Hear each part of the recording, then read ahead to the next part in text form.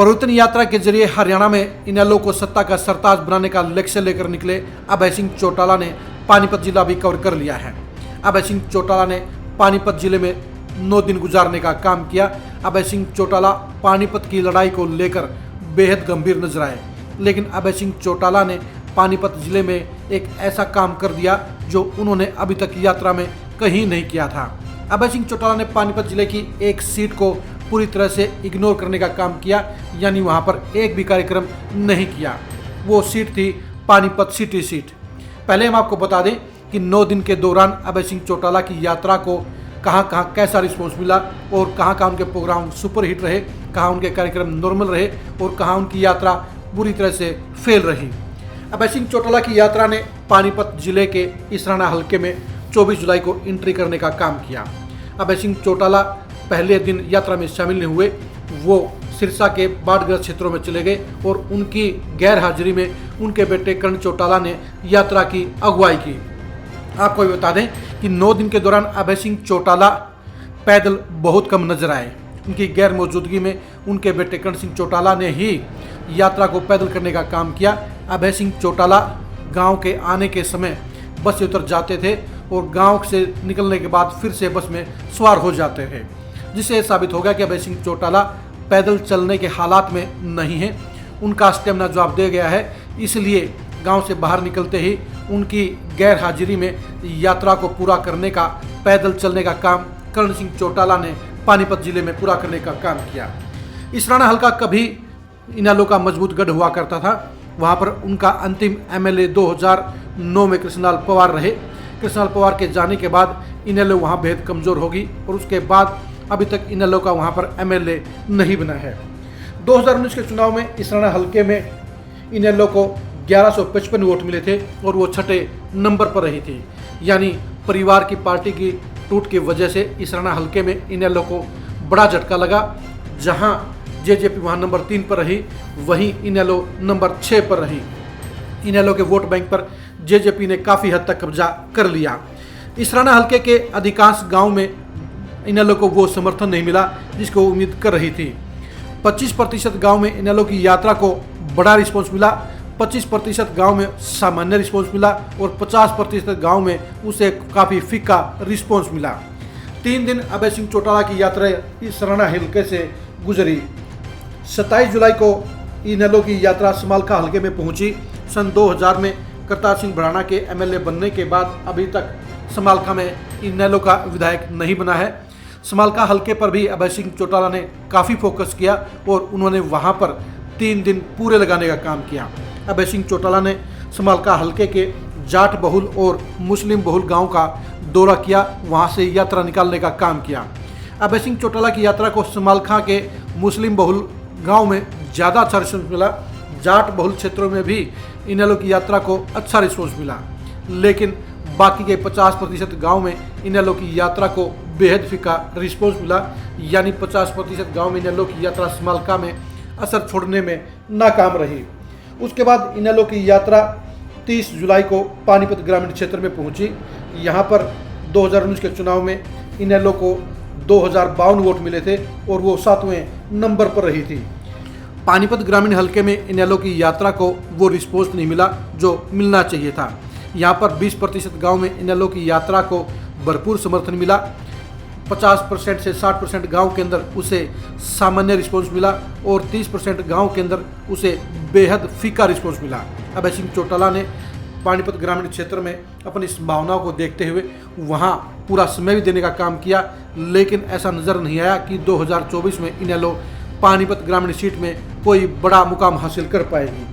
उसके बाद अचानक ही अभय सिंह चौटाला ने सरप्राइजिंग काम करते हुए पानीपत सिटी सीट को पूरी तरह से इग्नोर कर दिया और उस सीट को छोड़कर सीधे घरोंडा में पहुंच गए। अभय सिंह चौटाला ने अपनी यात्रा के दौरान अभी तक किसी एक हलके को छोड़ने का काम नहीं किया था।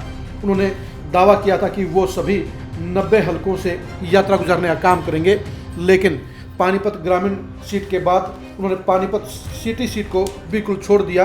इसका कारण शायद ये भी रहा कि पानीपत सिटी सीट पर इनेलो को 2019 के चुनाव में सिर्फ 415 वोट मिले थे और वो 8वें नंबर पर रही थी। शायद अभय सिंह चौटाला को एहसास हो गया कि पानीपत सिटी सीट पर टाइम वेस्ट करने से कोई फ़ायदा नहीं है और वहाँ पर इनेलो को कोई फ़ायदा नहीं होगा, वो सियासी तौर पर वहाँ मजबूत नहीं हो पाएगी। पानीपत से कवर करने के बाद अब अभय सिंह चौटाला की यात्रा करनाल जिले में प्रवेश कर गई है, लेकिन सवाल ये उठता है कि अभय सिंह चौटाला पानीपत की लड़ाई से क्यों डर गए। उनको शायद इस बात का याद नहीं रहा कि पानीपत एक ऐसी जगह है जो पहले राजसी लड़ाइयों में और उसके बाद सियासी लड़ाइयों में हमेशा सत्ता का फैसला करती है। यहाँ पर जो पार्टी जीतती है उसी की सरकार बनती है। आप पानीपत सिटी सीट के रिजल्ट को आप देखिए, जब 2005 और 9 में यहाँ पर बलबीर पाल शाह जीते तो यहाँ पर पूरे प्रदेश में कांग्रेस का राज रहा। 2014 और 2019 में पानीपत सीट के ऊपर बीजेपी काबिज हुई, तो अब 2 बार से लगातार बीजेपी की सरकार है। उस हिसाब से अभय सिंह चौटाला को पानीपत सीट पर सबसे ज़्यादा फोकस करना चाहिए था, क्योंकि पानीपत सीट हमेशा सत्ता के साथ चलती है।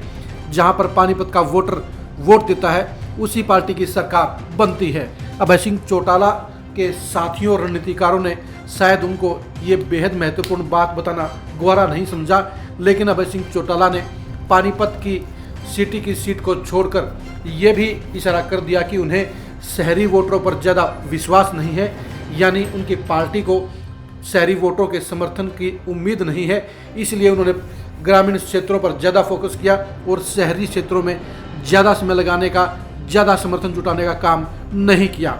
अभय सिंह चौटाला की यात्रा पानीपत जिले में ये साफ तौर पर संकेत दे गई कि वो पहले ग्रामीण क्षेत्रों पर फोकस कर रहे हैं, यानी अपने खोए हुए जनाधार को, खोए हुए वोट बैंक को वापस हासिल करने के लिए रूरल यानी ग्रामीण क्षेत्रों पर ज़्यादा फोकस कर रहे हैं। शहरी क्षेत्रों में अभय सिंह चौटाला की यात्रा को वो समर्थन नहीं मिला जिसकी वो उम्मीद कर रहे थे। वैसे भी पानीपत सिटी सीट को छोड़ने के बाद अभय सिंह चौटाला की ये बड़ी कमजोरी उजागर हो गई कि उन्हें शहरी सीटों को लेकर ज़्यादा उम्मीद नहीं है और इसीलिए उन्होंने पानीपत सीट को पूरी तरह से इग्नोर करते हुए पानीपत रूरल सीट के बाद सीधा घरोंडा का रुख कर लिया। लेकिन यात्रा के दौर में, यात्रा के सफ़र में उन्हें एक विधानसभा हल्के को इग्नोर नहीं करना चाहिए था। वहाँ पर उन्हें कार्यक्रम करना चाहिए था, चाहे उनको समर्थन कम मिलता या ज़्यादा मिलता। वैसे भी 50% से ज़्यादा गांव में उनकी यात्रा को उम्मीद से बेहद कम समर्थन मिला है। ऐसे में अगर पानीपत सिटी में 2-4 प्रोग्राम करके उनकी हाजिरी कम भी रहती तो ये उन पर आरोप नहीं लगता कि उन्होंने एक पूरे के पूरे हल्के को इग्नोर करने का काम किया है। अभय सिंह चौटाला की यात्रा पानीपत जिले से गुजर गई है, लेकिन वहाँ पर उनको वो रिस्पॉन्स नहीं दिखाई दिया जो 2024 के चुनाव में इनेलो को 4 में से किसी एक सीट पर जिताने की उम्मीद रखता हो। हाँ, ये बात जरूर है कि 2024 के चुनाव में इनेलो पानीपत जिले में 2019 के मुकाबले में ज़्यादा वोट हासिल करती हुई नजर आएगी। हम आपको बता दें कि 2019 के चुनाव में इनेलो को इसराना हल्के में 1155 वोट मिले थे, समालखा में उसे 624 वोट मिले थे, पानीपत ग्रामीण में 2052 वोट मिले थे और पानीपत सिटी सीट पर 415 वोट मिले थे और इनेलो 5वें, 6ठे, 7वें और 8वें नंबर पर रही थी। पानीपत जिले की चारों सीटों पर इनेलो को 4045 वोट मिले थे, जो बेहद शर्मनाक प्रदर्शन था। 2024 के चुनाव में इनेलो इस संख्या का 10 गुना करती हुई तो जरूर नजर आएगी, यानी उसने थोड़ी सी वापसी तो की है, लेकिन वो वापसी इतनी बड़ी नहीं है जो उसे कांग्रेस और बीजेपी के मुकाबले खड़ा करने का काम कर सके, जो यहाँ पर इनेलो की एक भी सीट जिताने की उम्मीद जगाने का काम कर सके। फिलहाल पानीपत जिले में जेजेपी इनेलो से काफ़ी आगे है। जेजेपी को पछाड़ना इनेलो के लिए फिलहाल मुमकिन नज़र नहीं आ रहा है। ऐसे में पानीपत जिले की परिवर्तन यात्रा इनेलो और अभय सिंह चौटाला के लिए कोई उम्मीद की किरण जगाती हुई नज़र नहीं आई है, यानी पानीपत जिले का सफ़र अभय सिंह चौटाला के लिए ज़्यादा खुशगवार नहीं रहा है।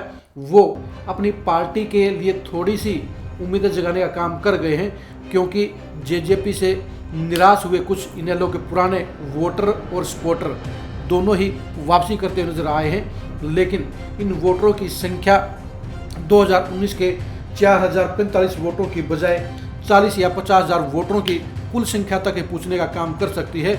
इससे ज़्यादा की उम्मीद करना इनेलो और अभय सिंह चौटाला के लिए बेमानी रहेगा। यानी अभय सिंह चौटाला की अगुवाई में पानीपत जिले में परिवर्तन यात्रा को कहीं ज़्यादा कहीं कम रिस्पॉन्स ज़रूर मिला है, लेकिन वो जन समर्थन इतना नज़र नहीं आया जो 2024 के चुनाव में इनेलो का पानीपत जिले की 4 सीटों पर डंका बजाने का काम कर सके। इनेलो 2019 में भी पानीपत में कमज़ोर थी और 2024 में भी इनेलो पानीपत जिले में कमज़ोर नज़र आ रही है। उसे नंबर 3-4 की ही लड़ाई से गुजरना पड़ेगा, यानी जो इनेलो 2019 के चुनाव में 5वें से लेकर 8वें नंबर पर रही थी, वो 2024 के चुनाव में तीसरे और चौथे नंबर की लड़ाई लड़ती हुई नजर आएगी। एक भी सीट पर इनेलो के नंबर 1 या नंबर 2 पर रहने के आसार यात्रा के रिस्पॉन्स के हिसाब से नज़र नहीं आए हैं। अब देखने की बात यह है कि यात्रा की समाप्ति के बाद पानीपत जिले में इनेलो को मजबूत करने के लिए अभय सिंह चौटाला क्या कदम उठाते हैं। इनेलो का पानीपत जिले में आगामी कार्यक्रमों की रूपरेखा, आगामी समय में प्रभाव को जानने के लिए आप लगातार खरी खरी न्यूज़ के साथ जुड़े रहिए। आप हमारे फेसबुक पेज को लाइक कीजिए और यूट्यूब चैनल को सब्सक्राइब कीजिए। नमस्कार।